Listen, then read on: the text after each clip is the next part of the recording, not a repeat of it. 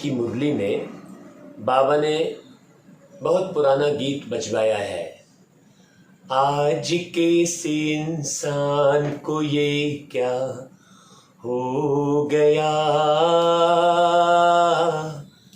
इसका पुराना प्यार कहाँ पर खो गया।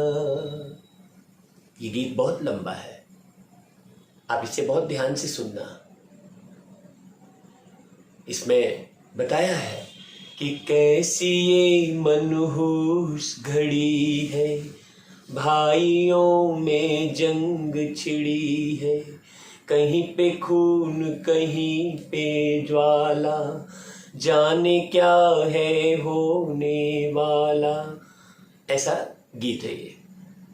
मैंने ये गीत ये प्रदर्शित कर रहा है कि प्रत्येक व्यक्ति असमंजस में है, संशय में है, भय में है कि देखो भाई आज के इस इंसान को क्या हो गया, इसका पुराना प्यार कहाँ पर खो गया। वो पुराना प्यार, वो सतयुग का प्यार, वो त्रेता युग का प्यार, वो कृष्णपुरी का प्यार, वो राम जन्मभूमि वाला प्यार, राम राज्य का प्यार, वो कहाँ खो गया।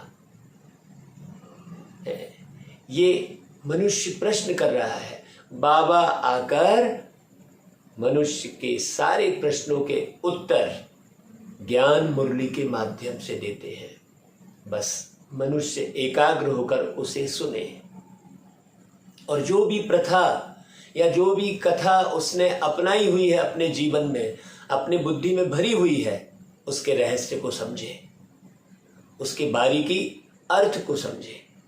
हाँ, चर्म कथा को छोड़कर कथा के मर्म को समझे, तब जो है व्यक्ति अपने जीवन का निर्माण कर सकता है। बहुत सारे व्यक्ति हमें मिलते हैं, कहते हैं कि ये क्यों नहीं सुधर रहा है, ये क्यों नहीं ठीक हो रहा है, ये प्रथा क्यों नहीं बंद हो रही है, आज मनुष्य को क्या हो गया है। ऐसे कई प्रकार से मनुष्य प्रश्नों के घेरे में है, उसे समझ में नहीं आ रहा है कि ऐसा क्यों हो रहा है। क्यों? क्योंकि सृष्टि का चक्र घूमता ही है। अब कल जो है एक स्थान पर एक मीटिंग हुई, उसमें लोगों ने कहा कि भाई आजकल के युवाओं को हम देख रहे हैं कि कैसे गलत मार्ग में जा रहे हैं। एक जन ने कहा कि 1.5 साल का बच्चा YouTube चालू कर रहा है और उसमें कैसी कैसी पिक्चरें देख रहा है, और माँ भी जो है पिंड छुड़ाने के लिए उसको कुछ भी ध्यान नहीं दे रही है, चाहे उसके संस्कार बिगड़ जाए, उसका जीवन खराब हो जाए, लेकिन माँ को भी अपना पिंड छुड़ाना है। क्यों? क्योंकि मोबाइल में यदि बच्चा नहीं लगा है तो दूसरी कार्य में वो विघ्न डाल रहा है। तो माँ कहती चलो जो देखना है देखे, कम से कम हम इसके विघ्नों से तो बच जाएंगे। लेकिन बाबा आकर क्या कर रहे हैं? बाबा आकर पूरे ब्रह्मांड में प्रीत रखने के लिए वो आचरण सिखा रहे हैं। मतलब आत्मा को ब्राह्मण बना रहे हैं। जो आत्मा शूद्र जैसे जो आत्मा के संस्कार हो गए हैं, उन संस्कारों को पूरे ब्रह्मांड के हिसाब से तैयार कर रहे हैं ताकि पूरे ब्रह्मांड में परिवर्तन आ सके। केवल एक देश में नहीं, केवल एक देश में परिवर्तन आएगा या केवल एक राज्य में परिवर्तन आएगा तो नहीं लंबे समय तक चल सकता। पूरे वर्ल्ड को अर्थात पूरे ब्रह्मांड को परिवर्तित करना पड़ेगा। तो पूरे ब्रह्मांड को परिवर्तन करने की शक्ति तो ब्रह्मलोक के वासी परमात्मा में ही होगी भाई। इसलिए उन्हें सर्वशक्तिवान कहते हैं। अब सर्वशक्तिवान का मतलब ये नहीं हुआ कि वो कोई भाला तीर लेकर और कोई अस्त्र लेकर किसी राक्षस हुए मनुष्य को के जीवन को समाप्त कर रहे हैं। नहीं, सर्वशक्तिवान का अर्थ है कि परमात्मा धरती पर आकर सभी प्रकार की शक्तियों को समाने और धारण करने के लिए ज्ञान सुनाते हैं, समझ देते हैं। तो बाबा कहते हैं मीठे बच्चे, अभी जो तुम ब्राह्मण बने हो, मतलब पूरे ब्रह्मांड की सोच जो तुम्हारे अंदर में विकसित हुई है, तो ब्राह्मण बनकर कोई ऐसी चलन नहीं चलना जो बाप का नाम बदनाम हो। अब व्यक्ति खराब चलन कब चलता है? जब उसका स्वार्थ पूरा नहीं होता है ना भाई। जब वो केवल स्वयं के बारे में सोचता है, वो पूरे विश्व के बारे में जब नहीं सोचता, तब उसकी चलन खराब होती है। और जब पूरे विश्व के मालिक पने के हिसाब से सोचेगा तो उसकी चलन कितनी बढ़िया रहेगी भाई। तो बाबा कहता है कि बच्चे धंधाधोरी करते सिर्फ श्रीमत पर चलते रहो। अर्थात प्यारे बाबा ने श्रीमत, श्री यानी श्रेष्ठ, मत यानी विचार, प्यारे बाबा ने जो श्रेष्ठ विचार दिए हैं, उन विचारों का विचार सागर मंथन करते हुए अपने जीवन का निर्वहन करते रहो। गॉडली स्टूडेंट के मुख से कौन से शब्द नहीं निकलने चाहिए? जो बच्चा भगवान की पढ़ाई को पढ़ रहा है, उसके मुख से कौन से शब्द नहीं निकलेंगे कि भाई हमें तो पढ़ने की फुर्सत नहीं है। यह शब्द उन बच्चों के मुख से नहीं निकलेंगे जो रोज पढ़ाई पढ़ रहे हैं। वो देखो, वो सवेरे 3 बजे से उठ के पढ़ लेंगे, 4 बजे से उठ के पढ़ लेंगे, रात्रि में पढ़ाई पढ़ लेंगे, है कि नहीं? ऐसा नहीं बोलेंगे कि हमें समय नहीं मिल रहा है। अब आज जो हम मुरली रिकॉर्ड करते हैं, अब हमारे पास कोई स्टूडियो तो है नहीं है, बाहर की आवाजें भी आती है, तो हम बहुत जल्दी सुबह उठकर मुरली पढ़ भी लेते हैं और पढ़ा भी लेते हैं भाई, एक एक समझ के, है ना। और फिर वापस रिपीट जो हम रिकॉर्ड किए रहते हैं उसे कई बार सुनते भी हैं। तो पढ़ाई कितनी अच्छी हो रही है भाई, पढ़ाई में ही कमाई है। तो बाबा कहते हैं बाप कोई बच्चों के सिर पर बोझ समस्या नहीं डालते हैं, सिर्फ कहते हैं सवेरे सवेरे उठ, एक घड़ी आधी घड़ी मुझे याद करो और पढ़ाई करो। देखिए, सवेरे उठकर पढ़ना, ये बाबा कहते हैं। कई बार हमको बहुत से बाबा के बच्चे फोन करके कहते हैं कि सवेरे उठ के किस प्रकार से बाबा से योग लगाना है, हमें तो समझ में नहीं आया। तो हम कहते हैं पढ़ाई पढ़ो, अव्यक्त वाणियाँ पढ़ो। अव्यक्त वाणियाँ पढ़ने से आप अव्यक्त बाप दादा से सहज ही मिलन बना लेंगे, क्योंकि जो अव्यक्त वाणियाँ हैं और जो ब्रह्मा के तन में प्यारे शिव बाबा ने आकर जो व्यक्त वाणी चलाई है, वो डायरेक्ट परमात्मा की वाणी है। तो उन वाणियों को पढ़ने से निश्चित रूप से आपका संबंध परमात्मा से हो जाएगा। क्योंकि जैसे किसी का लेटर हम पढ़ते हैं, किसी के विचार पढ़ते हैं, तो एक मानसिक और बौद्धिक संबंध उस व्यक्ति के साथ जुड़ जाता है कि नहीं जुड़ जाता है। तो प्यारे बाबा ने आकर जो बोला है, जो सिखाया है, उसे आप पढ़ेंगे तो सहज ही आपका प्यारे पिता परमात्मा से संबंध जुट जाएगा। दुनिया में तो संबंध जोड़ने के लिए ना जाने कितना उपाय करते हैं, वो सब उपाय करने की जरूरत ही नहीं है। सिर्फ बाबा की मुरली सुनो, समझो, उसे धारण करो, बस आपका सेकंड दर सेकंड बाबा से कनेक्शन हो जाएगा और हर समस्या का समाधान बिल्कुल सहज होता रहेगा, मार्गदर्शन मिलता रहेगा। बाबा कहते हैं मनुष्यों का प्लान क्या है और बाप का प्लान क्या है। भाई, मनुष्यों का प्लान है कि सब मिलकर एक हो जाएं, लेकिन ऐसा तो हो नहीं सकता, क्योंकि कोई कभी आया, कोई कभी आया, है कि नहीं भाई। अब जैसे मान लो मुरली सुनने का भी जो टाइम है, मान लो 5 बजे सवेरे मुरली क्लास लग रही है, तो कोई 5:30 बजे आ रहा है, तो कोई 6 बजे आ रहा है, तो एक जैसा कैसे सुन पाएगा वो? क्लास तो निकल गई है, तो एक जैसा तो हो ही नहीं सकता।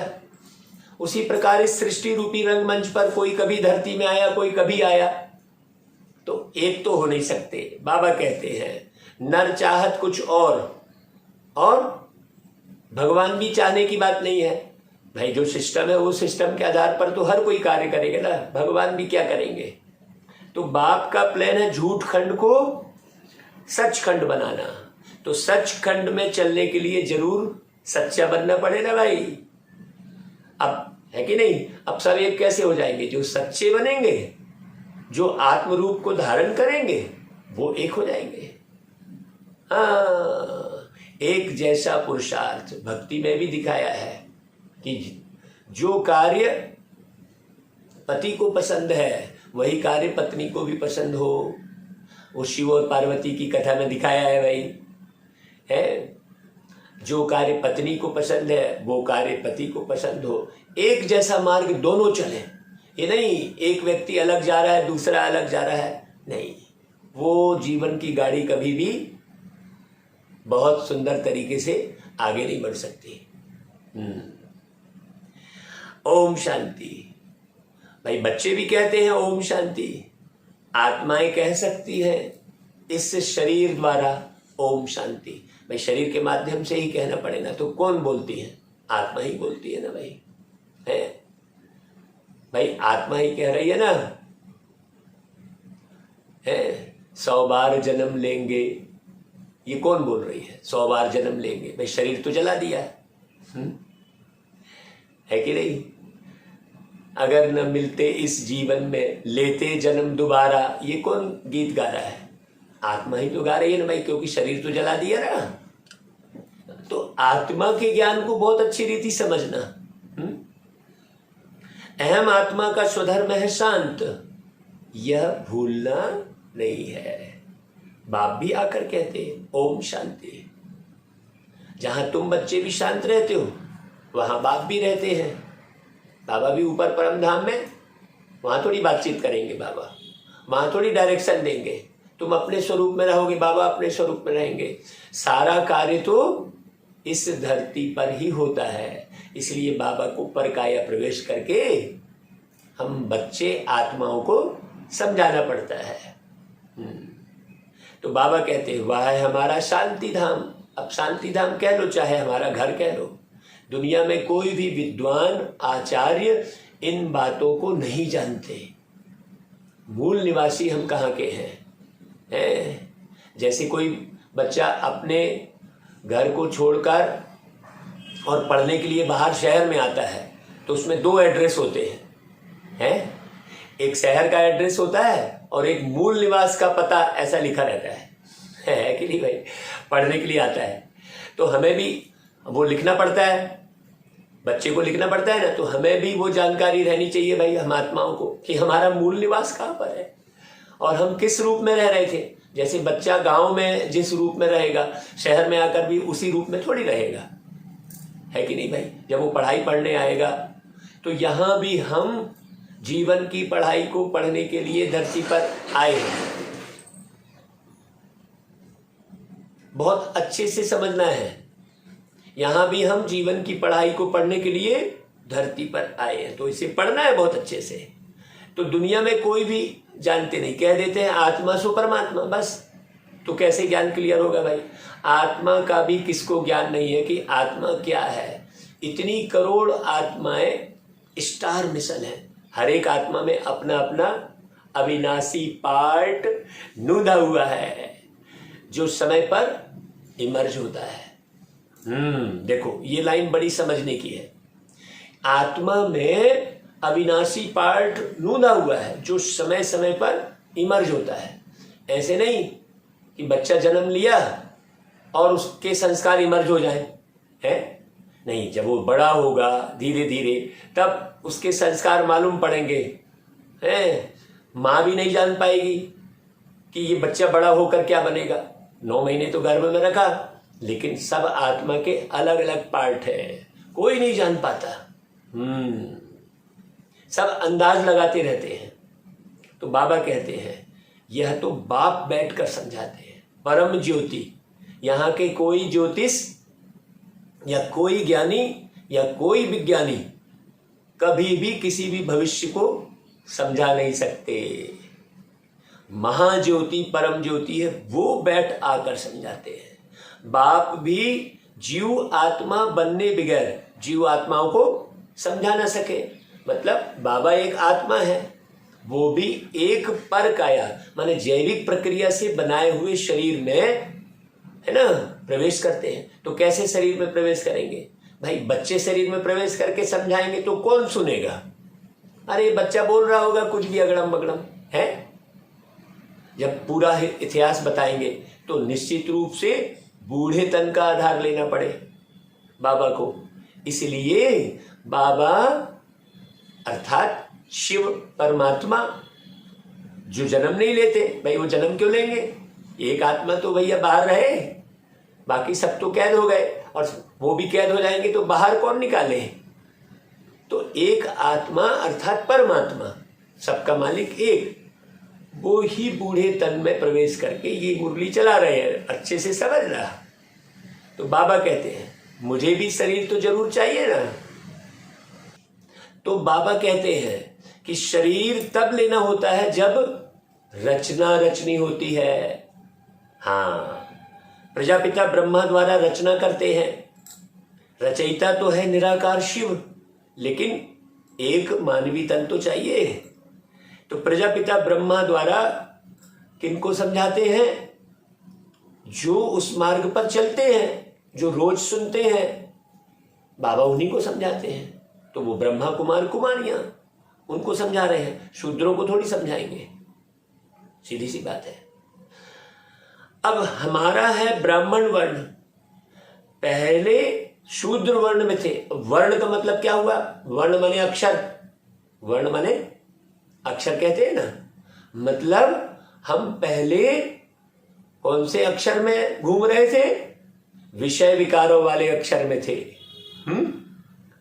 वर्णमाला कहते हैं, विषय विकारों वाले अक्षर में थे। अक्षरी ज्ञान तो है मुख्य है, शब्द के आधार पर ही तो आप उत्तेजित होते हैं।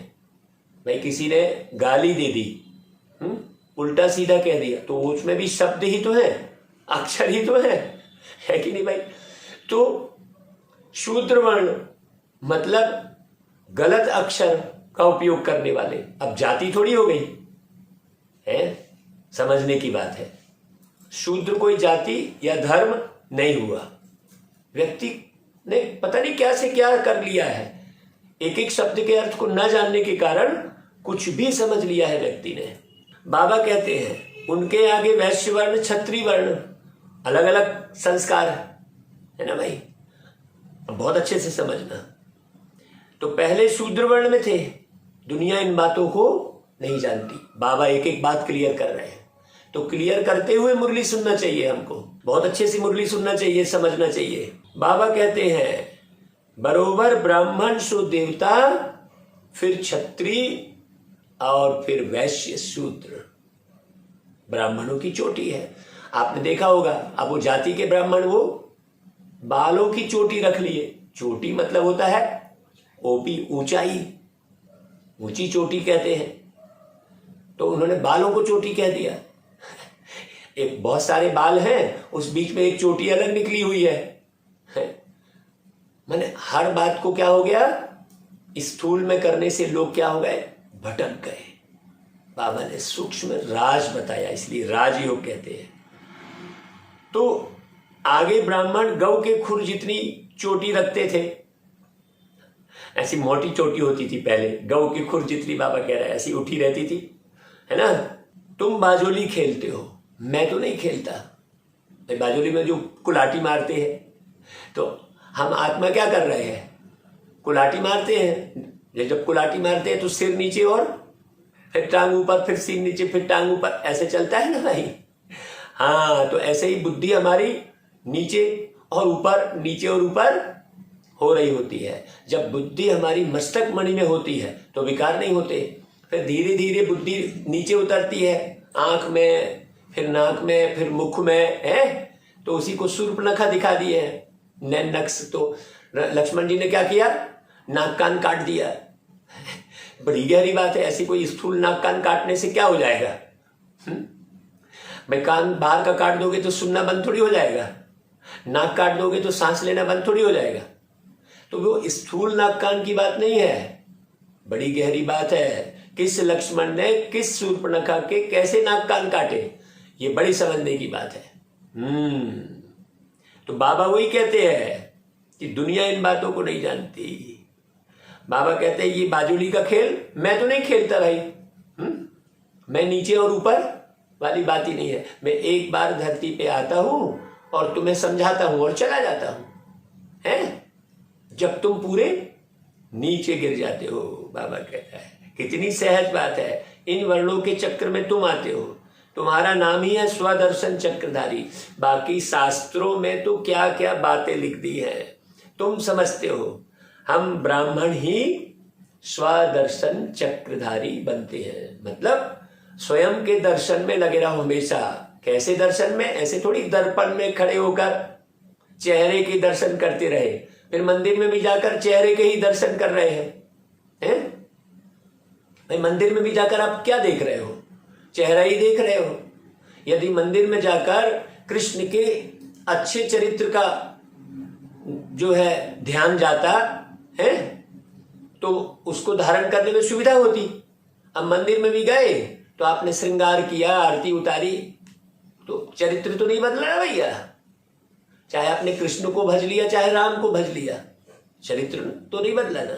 तो बाबा आकर कहता है स्वदर्शन मतलब सुबह से लेकर शाम तक, शाम से लेकर सुबह तक मैंने कौन से कर्म किए, अपने कर्म के दर्शन, अपनी सोच के दर्शन कि तुम सोच क्या रहे हो, अपने बोल के कि आप बोल क्या रहे हो। कई व्यक्ति हैं बात बात में गाली भी निकालते रहेंगे, उन्हें पता ही नहीं रहेगा, है?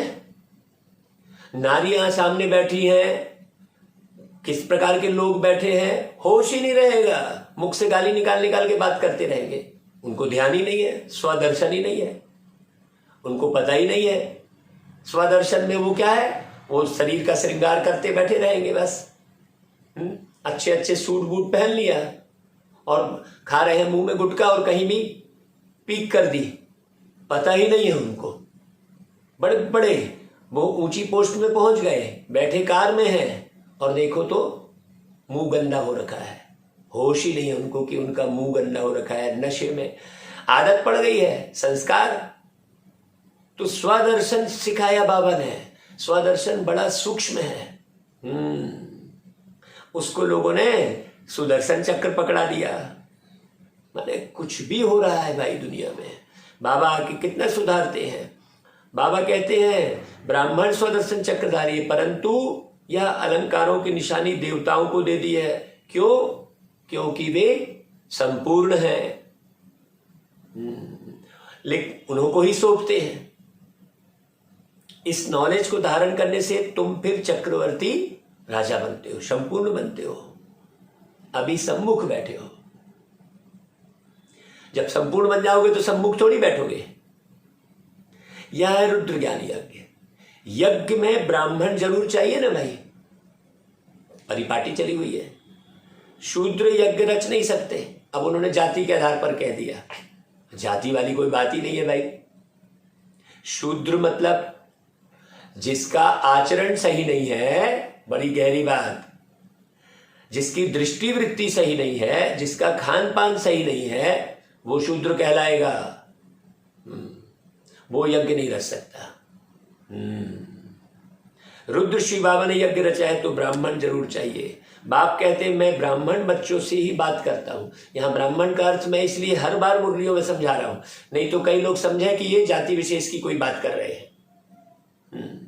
इसलिए बार बार ब्राह्मण शब्द के बाद रुक कर मुझे बोलना होता है। क्यों? क्योंकि हर बार नए लोग भी मुरली सुनते हैं ना भाई, हैं? कितना बड़ा यज्ञ है। जब से बाप आए हैं आते ही यज्ञ रचा है। हाँ, भगवान, यज्ञ मतलब भगवान को कैसे याद करना है और ज्ञान को किस रीति धारण करना है। या माने याद और ज्ञा माने ज्ञान, वो हो गया यज्ञ। याद मुख्य है। इसको कहा जाता है अश्वमेघ, अर्थात स्वराज्य स्थापन करने अर्थ। हाँ, अश्वमेघ, अश्व मतलब होता है घोड़ा, मतलब मन जो है इधर उधर बादलों की तरह, मेघ यानी बादल, मन जो है जो घोड़े के जैसा है और बादलों की तरह भटक रहा है। बादल जैसे इधर से उधर भटकते रहते, भागते रहते। जब वो मिलते हैं आपस में तब फिर बरसात होती है। बड़ी गहरी बात है। तो ये जो भटकता हुआ घोड़े के समान जो मन है वो उसे एकाग्र करना, और सारे मन एक जैसे हों। उसी को मन को मणका कह दिए, है ना भाई? बड़ी गहरी बात है। तो बाबा कहते हैं कहाँ करेंगे भाई यज्ञ की स्थापना? भारत में सतयुगी स्वराज्य रचते हैं भाई। सीधी सी बात है, यज्ञ की स्थापना कब होगी? जब कोई कुछ आत्माएं संसार को परिवर्तन करने के लिए स्वयं के संस्कार बदलने के भार को अपने उठाएंगे। यहाँ भाई चलो हम भी बदलते हैं। ये है। तो यह शिव ज्ञान यज्ञ कहो व रुद्र ज्ञान यज्ञ कहो। भाई सोमनाथ मंदिर भी उनका ही है, शिव बाबा का। एक के बहुत ही नाम है। इनको यज्ञ कहा जाता है, पाठशाला नहीं कहा जाता। बाप ने रुद्र ज्ञान यज्ञ रचा है, यज्ञ को पाठशाला नहीं कहेंगे। ब्राह्मणों द्वारा यज्ञ रचा जाता है। अब वो अग्नि वाला यज्ञ नहीं है, मटेरियल यज्ञ। ब्राह्मणों को दक्षिणा देने वाले दाता तो कौन है? भोलेनाथ है। देखो कितनी अच्छी अच्छी बात कर रहे हैं आज बाबा, एकदम नई नई बात है। हाँ भाई, जैसे वो ब्राह्मण यज्ञ रचते हैं तो फिर कुछ ना कुछ दान करते हैं ना, यहाँ तो डायरेक्ट दाता कौन है?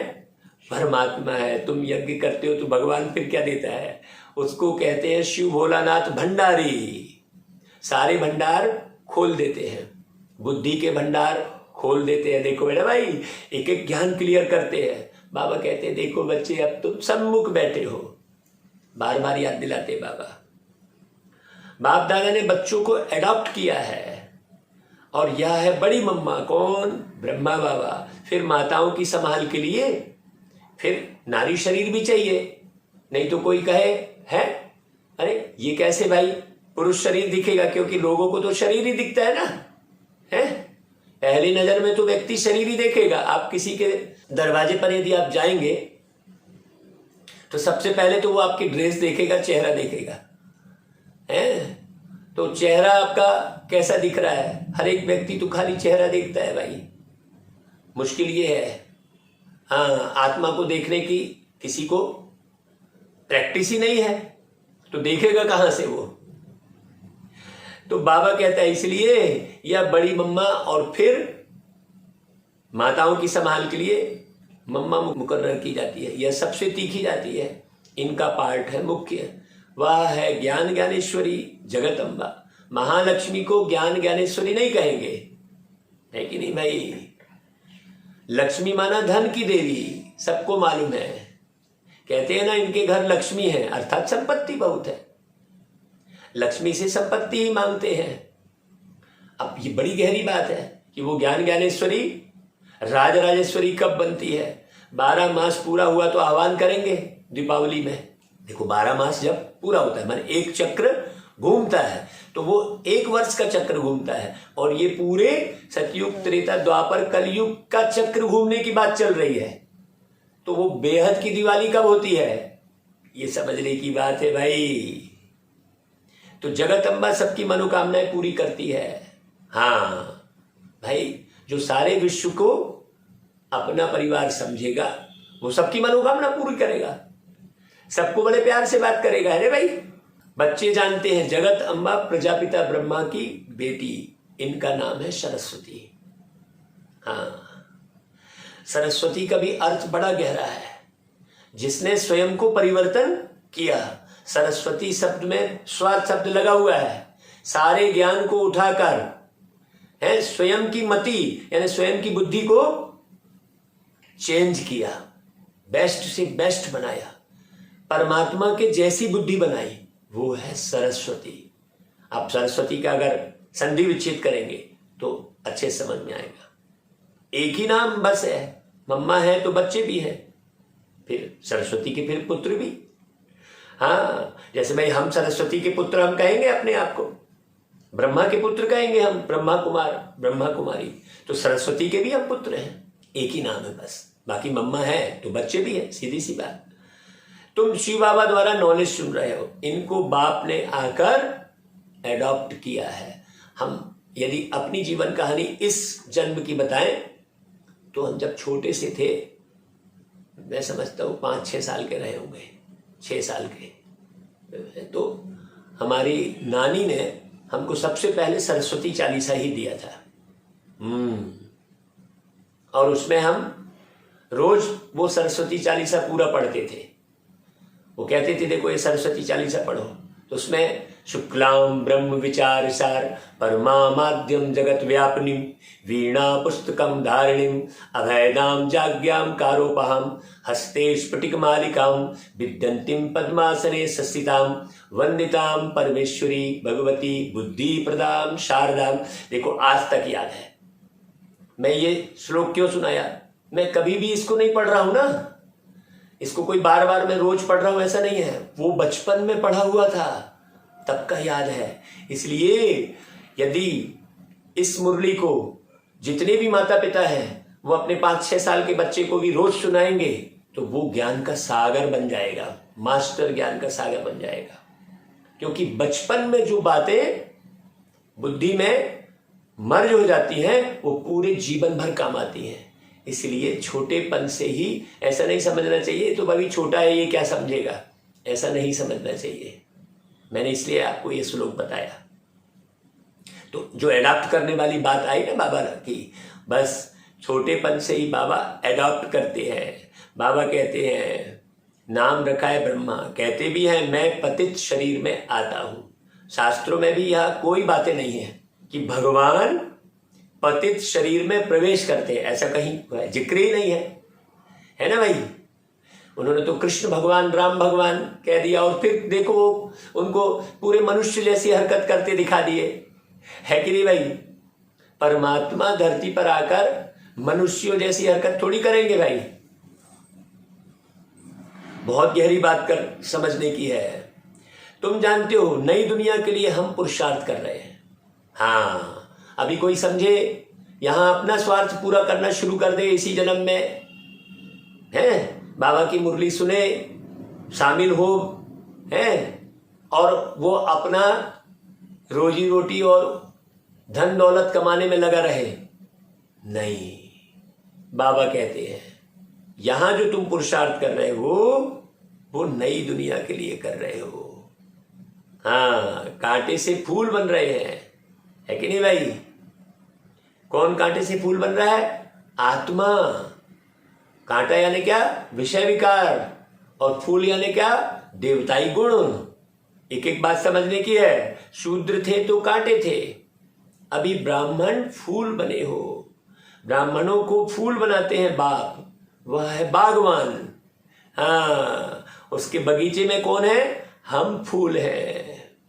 तुम नंबरवार माली भी हो। हाँ, है ना भाई। जो अच्छे अच्छे माली हैं वह औरों को भी आप समान बनाते हैं। तो फिर हम देखो कितनी अच्छी बात हो गई, हम फूल भी हैं बाबा के और फिर दुनिया के लिए हम क्या हो गए? माली भी हो गए। आहा, क्या प्यारी बातें करते बाबा। सैपलिंग लगाते रहते हैं। अब हम लोगों की बुद्धि में बाबा के ज्ञान को किसी भी रूप में ढालते रहते हैं। यही होना रहता है कि कैसे करके बाबा के ज्ञान को एक एक शब्द को स्पष्ट करके बता दे लोगों को। नंबरवार है, इसको कहा जाता है स्पिरिचुअल ज्ञान। भाई इतने आराम से मुरली पढ़ना, आराम से सुनाना, है ना भाई। अब कोई सुने ना सुने उसकी किस्मत है। हमने तो एक एक शब्द को स्पष्ट करके YouTube पर अपलोड कर दिया। अब आगे तुम भेजो ना भेजो, तुम कौन से जाल में फंस जाओ कि नहीं इनकी मुरली उनकी मुरली है, ये कैसे सुना ले रहे हैं, ये सारे प्रश्नों के जाल में आप फंस गए तो अच्छा निर्माण हो ही नहीं सकता आपके द्वारा। अब न प्राप्ति होगी, है कि नहीं। कई जगह फंसे रहते हैं लोग। बहुत गहरी बात है। सैपलिंग लगाते रहते हैं। ईश्वर है ज्ञान देने वाले, शास्त्र आदि तो सब मनुष्य सुनाते हैं। बाबा थोड़ी शास्त्र सुनाएंगे। यह रूहानी ज्ञान जो सुप्रीम रूहों को देते हैं, और कोई को यह ज्ञान है ही नहीं। रचयिता और रचना का ज्ञान और किसी को मिलता ही नहीं है। ऐसे ही गपोड़े मारते रहते हैं। यह है ही झूठी दुनिया। कहते भी है झूठी काया झूठी माया, झूठा सब संसार। ये बहुत समझने की बात है। बाबा कहते हैं सब झूठ ही झूठ है। असल में पहले झूठे जवाहरात थे नहीं, अभी तो झूठे कितने हो गए हैं। सच्चे रखने ही नहीं देते हैं, लूट के ले जाते हैं, है ना भाई।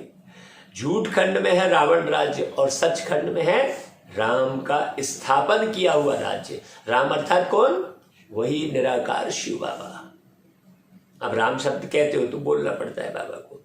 शिव बाबा का स्थापन किया हुआ यज्ञ, पाठशाला भी है, यज्ञ भी है, घर भी है। तुम जानते हो हम पारलौकिक बाप और फिर प्रजापिता ब्रह्मा के सम्मुख बैठे हैं। जब तक ब्राह्मण ना बने तो वर्षा कैसे मिले भाई। यज्ञ को संभालने वाले बच्चे ब्राह्मण चाहिए, माने ब्रह्मा के समान श्रेष्ठ आचरण वाले चाहिए। ब्रह्मा के द्वारा सृष्टि की रचना कही है, तो ब्रह्मा पूरी तरह से उस परमात्मा शिव में न्यौछावर हुए हैं, है ना भाई, समर्पित हुए हैं। विकारों में जाने वाले को ब्राह्मण नहीं कहेंगे।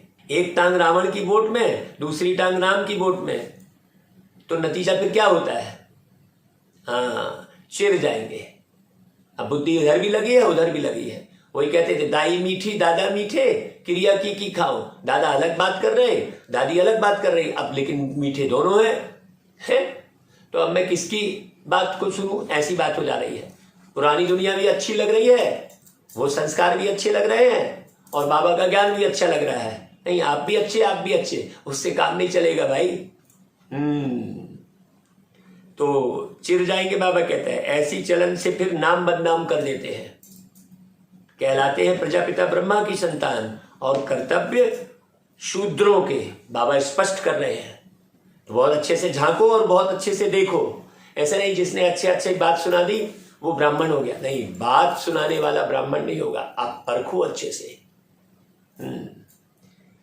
भाई जो बहुत गहन गंभीर होकर मुरली सुनेगा वो निश्चित रूप से गहन गंभीर होकर अपना भी निर्माण करेगा और फिर औरों का भी करेगा। हाँ, बाप कहते हैं धंधाधोरी तो भले करो, परंतु श्रीमत पर चलने से फिर रेस्पॉन्सिबिलिटी उन पर हो जाती है। भाई आप धंधाधोरी करो लेकिन ईमानदारी से करो, सच्चाई से करो, है ना भाई। बहुत गहरी बात है। बाबा के श्रीमत प्रमाण चलो, फिर देखो बाबा आपके कैसे धंधे को चलाएगा। जरा भी भूल होगी, हम तो एक एक भूल को चेक करते रहते हैं और कहीं ना कहीं दिन भर में कुछ ना कुछ भूल होती है। कोई अपने आप को पूरा संपूर्ण ना समझे भाई। हाँ, मेहनत तो है, ये अंत घड़ी तक जो है भूलें होती रहेंगी, लेकिन ध्यान रहे बस तुम यहां आए ही हो ईश्वरी मत लेने के लिए। वह है आश्री मत। तुम श्रीमत लेते हो श्रेष्ठ बनने के लिए। ऊंच से ऊंच बात ऊंची मत देते हैं। तुम जानते हो हमको ऊंची मत मिलती है काहे की? मनुष्य से देवता बनने की। इतनी ऊंची मत तो आपको कहीं नहीं मिलेगी। बताइए किस शास्त्र में वर्णन है मनुष्य से देवता बनने की? ऐसी कौन सी विद्यालय है, कहां पर है? मनुष्य नहीं बन रहा है, देवता की बात तो बहुत दूर की हो गई। कहते भी हैं हम तो सूर्यवंशी राजा बनेंगे। यह है ही राजस्व, प्रजास्व नहीं कहेंगे। बाबा देखो कैसे एक एक बात बोल रहा है। राजस्व अश्वमेध यज्ञ मतलब स्वयं को राजा। राजस्व का मतलब स्वयं को राजा बनाने वाली बात है। स्वयं को राजा बनाने वाला यज्ञ है, ऐसे धुआं उड़ाने वाला यज्ञ नहीं है। है कि नहीं भाई? हाँ, वातावरण को शुद्ध करने वाला यज्ञ की बात नहीं है, स्वयं को शुद्ध करना। बहुत गहरी बात। तुम राजा रानी बनते हो तो प्रजा भी जरूर बननी है। जैसे यह मम्मा बाबा पुरुषार्थ से बनते हैं तो बच्चों को भी बनना है। ऐसा नहीं मुरली खूब अच्छी सुना दी है तो बन गया होगा वो व्यक्ति, नहीं। हाँ, बहुत अच्छे से समझना।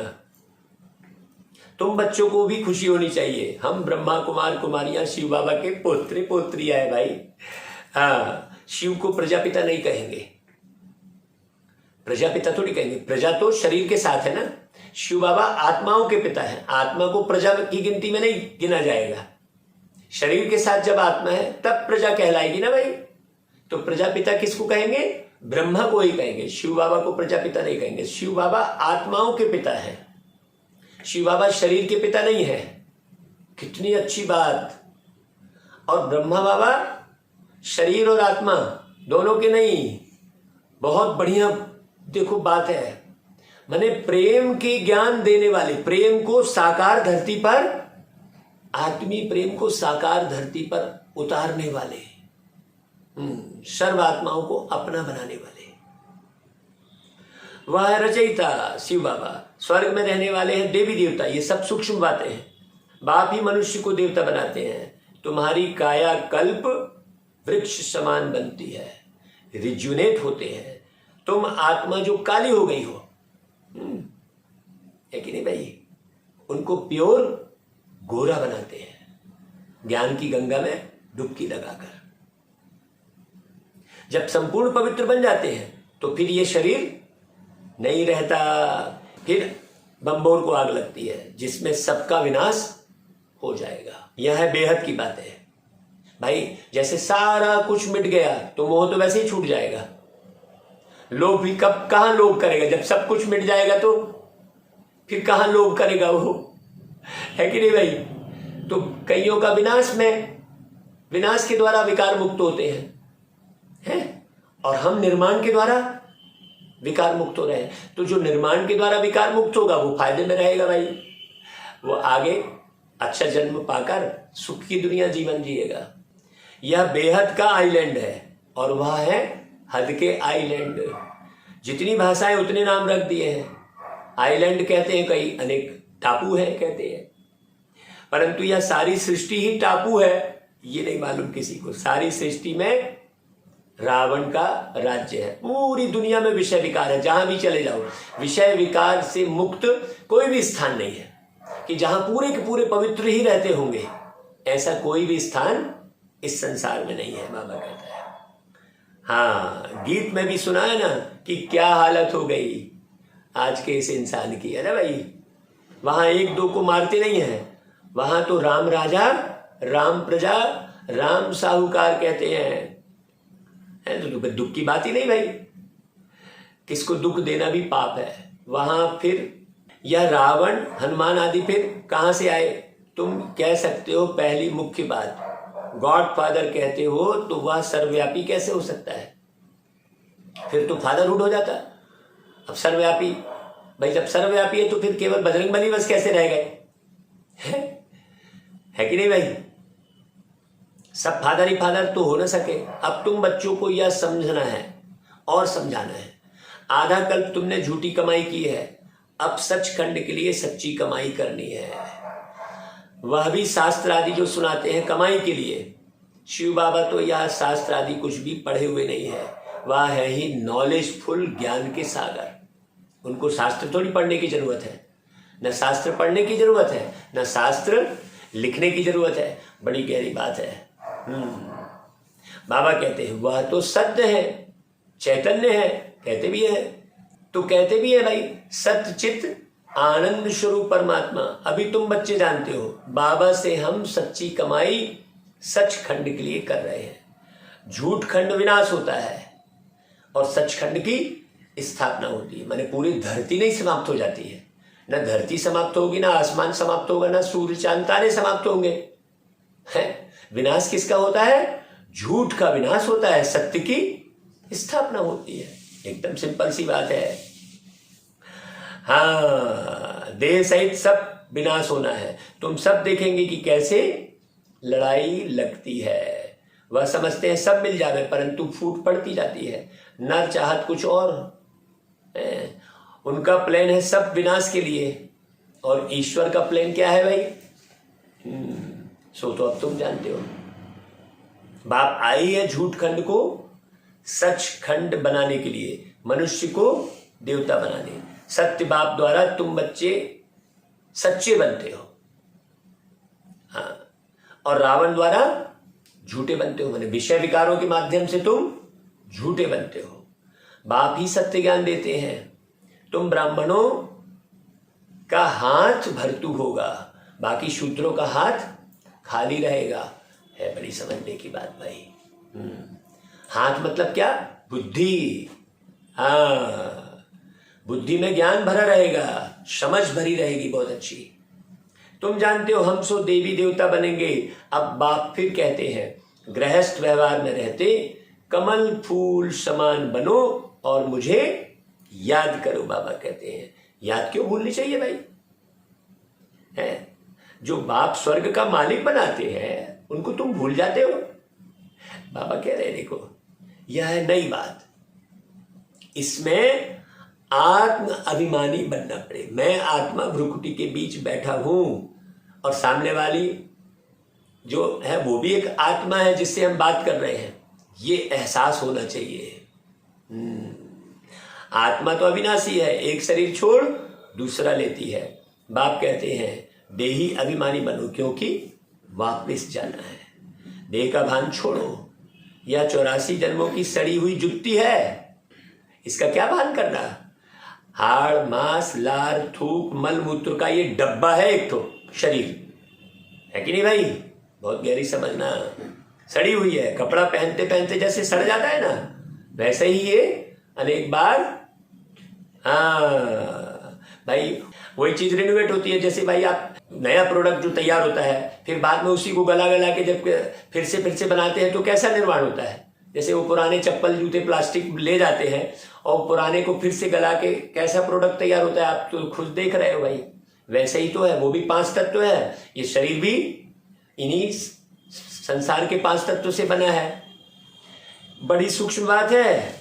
अब तुमको यह पुराना शरीर छोड़ना है, काम चिता से उतरकर ज्ञान चिता पर बैठो। बहुत हैं जो विकारों बगैर रह नहीं सकते, दृष्टि खराब करते रहेंगे, सुंदर चेहरे पर नजर टिकाते रहेंगे और सुंदर चेहरे को ही डीपी में लगाकर बैठे रहेंगे। और कोई भी स्लोगन लिखेंगे ना तो उसमें नारी का सुंदर चेहरा डाल देंगे, जरूरत ही नहीं है। लिखे हैं अनमोल वचन और डाल रहे हैं नारी का सुंदर चेहरा। तो देखो कैसे हाफ कास्ट बोलते हैं ऐसे लोगों को।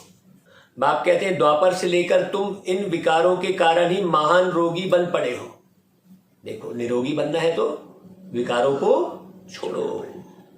अब इन विकारों को जीतो, काम विकार में मत जाओ, स्पष्ट बोल रहे बाबा।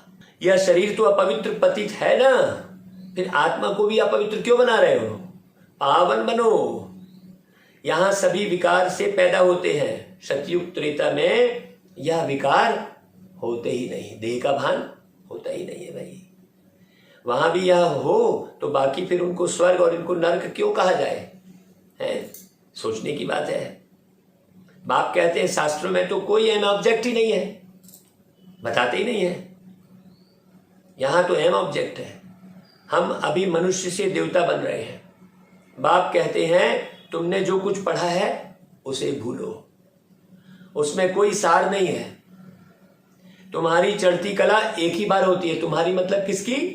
तुम आत्माओं की। फिर है उतरती कला, बड़ा घाटा पड़ जाएगा।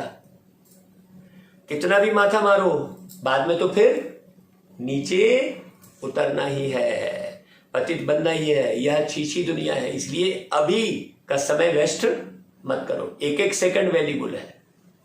अब किसी को मालूम ही नहीं है तो इधर उधर की बातों में समय खराब करता रहता है। पीछे की बातें करता रहेगा। हुमायूं ने ये किया, मैकाले ने ये किया, तो अंग्रेजों ने ये किया, तो पृथ्वीराज चौहान ने ये किया। अब उस सबको पकड़ने से बैठने से फायदा क्या है? अभी हमको क्या करना है वो समझना चाहिए ना। तो अभी क्या करना है वो बाबा समझा रहे हैं। बाकी सारी दुनिया में बस कल के ही समाचार है। बाबा आज के समाचार सुना रहे हैं, आज तुमको क्या करना है। यहां तो भाई एम ऑब्जेक्ट है। बाबा कहता है पहले आदि सनातन एक ही धर्म था जो अब नहीं है। फिर उस धर्म की स्थापना होती है। कौन करते हैं? शिव बाबा। बाबा फिर से ब्रह्मा द्वारा आकर स्थापना करते हैं। तुम भी कहेंगे हम फिर से राज्य लेते हैं। राज्य लेने के बाद फिर यह नॉलेज गुम हो जाएगी। यह नॉलेज पतितों को ही मिलती है। यह भी बड़ी गहरी बात है। पावन होने के लिए, काहे के लिए मिलती है नॉलेज? पावन होने के लिए।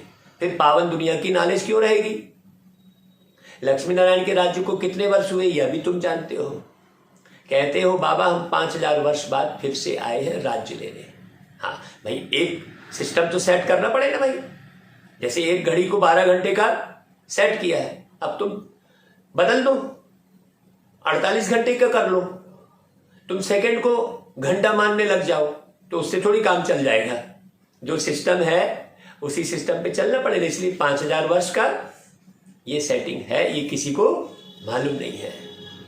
हम आत्मा बाप के बच्चे हैं। मिसाल देते हैं, एक आदमी कहने लगा मैं भैंस हूं, तो वह निश्चय बैठ गया है, कहने लगा इस खिड़की से कैसे निकलूं, है यह बात तुम्हारे लिए है। हाँ, तुम निश्चय करते हो हम बाबा के बच्चे हैं, ऐसे तो नहीं मैं चतुर्भुज हूं या कहने से बन जाएंगे। नहीं, बनाने वाला जरूर चाहिए। यह है नर से नारायण बनाने की नॉलेज। जो अच्छी रीति धारण कर और कराएंगे वही ऊंच पद पाएंगे। हाँ, पढ़ाई बगैर वर्षा तो मिल नहीं सके। गॉड फादरली स्टूडेंट फिर कहते हैं फुर्सत नहीं, बाप का बनकर फिर फारकती दे देते हैं तो बाप कहेंगे तुम तो महान मूर्ख हो। जो मुरली पढ़कर सुनकर भी अपना निर्माण नहीं कर पाया, छोड़ दिया, वो क्या कहलाएगा भाई? बाप को भूल गया है। एक घड़ी आधी घड़ी तुमको फुर्सत नहीं है। अच्छा, सुबह को सवेरे बैठ बाबा को याद करो। कोई आपदा सिर पर नहीं डालते बाबा, सिर्फ सवेरे उठ बाबा को याद करो और स्वदर्शन चक्र फिराओ। औरों का नहीं तो अपना तो कल्याण करो कम से कम। चलो फिर बाबा कह रहा है तुम औरों को नहीं सुना सकते, नहीं बता सकते, तो स्वयं को तो तैयार कर लो, है ना भाई? तुम स्वयं को तैयार कर लोगे तो भी लोग देख लेंगे। रहम दिल बन जितना औरों का कल्याण करेंगे तो ऊंच पद पाएंगे। हाँ भाई, पद ऊंचा पाना है तो आपको सबके ऊपर रहम करना है भाई। देखो यार, बेचारा देखो क्रोध की अग्नि में जल रहा है, देखो लोभ की अग्नि में जल रहा है ना भाई। लोगों को तो लोभ करने पर गुस्सा आएगा, लेकिन हमको क्या करना है? रहम करना है, तब तो कल्याण कर पाएंगे। बड़ी जबरदस्त कमाई है। जिसके पास बहुत धन है वह कहते हैं फुर्सत नहीं है। साहूकारों को वहां गरीब बनना है और गरीबों को यहां से फिर वहां साहूकार बनना है। सबसे जास्ती माताएं रोती हैं, उनको हंसाने वाला बनना है। निरंतर याद की यात्रा पर रहना है। बाबा माताओं की ओर विशेष ध्यान देते हैं। मधुबन में शांति है तो बहुत कमाई कर सकते हो, है कि नहीं भाई? मधु बनने में ही शांति है। जब मधु बनोगे तो शांति धारण करोगे और शांति रहेगी तो कमाई जमा कर पाओगे, और अशांत रहोगे तो समझ में क्या आएगा? अच्छा भाई, मीठे मीठे सिकिलरे बच्चों प्रति माता पिता बाप दादा का याद प्यार और गुड मॉर्निंग। रूहानी बाप की रूहानी बच्चों को नमस्ते, और हम रूहानी बच्चों की रूहानी माता पिता बाप दादा को याद प्यार गुड मॉर्निंग और नमस्ते बाबा। अच्छा भाई, धारणा के लिए सार, सचखंड के लिए सच्ची कमाई करनी है। सच्ची कमाई को समझना है बहुत अच्छे से। क्या है सच्ची कमाई? आत्माभिमानी होकर रहना है। इस सड़ी हुई जुत्ती अर्थात शरीर का अभिमान छोड़ देना है। दूसरी पॉइंट, रहम दिल बन अपना और सबका कल्याण करना है। सवेरे सवेरे उठ बाप को याद करते स्वदर्शन चक्र फिराना है। अच्छा भाई, वरदान, शुभ भावना से व्यर्थ को समर्थ में परिवर्तन करने वाले होली हंस भाव। भाई जब आप शुभ भावना रखेंगे तभी व्यर्थ को समर्थ में बदल पाएंगे। होली हंस उसे कहा जाता है जो निगेटिव को छोड़ पॉजिटिव को धारण करे। हाँ, जैसे हंस के लिए कहा जाता है ना भाई कि वो दूध पी लेता है और पानी को छोड़ देता है। देखते हुए सुनते हुए ना देखे न सुने, नेगेटिव अर्थात व्यर्थ बातें, व्यर्थ कर्म ना सुने ना करे और ना बोले, व्यर्थ को समर्थ में परिवर्तन कर दे। इसके लिए हर आत्मा के प्रति क्या करिए? शुभ भावना चाहिए। शुभ भावना से उल्टी बात भी सुलटी हो जाती है। इसलिए कोई कैसा भी हो, आप शुभ भावना दो। शुभ भावना पत्थर को भी पानी कर देगी, व्यर्थ समर्थ में बदल जाएगा। अच्छा भाई, स्लोगन, अतीन्द्रिय सुख की अनुभूति करनी है तो शांत स्वरूप स्थिति में स्थित रहो।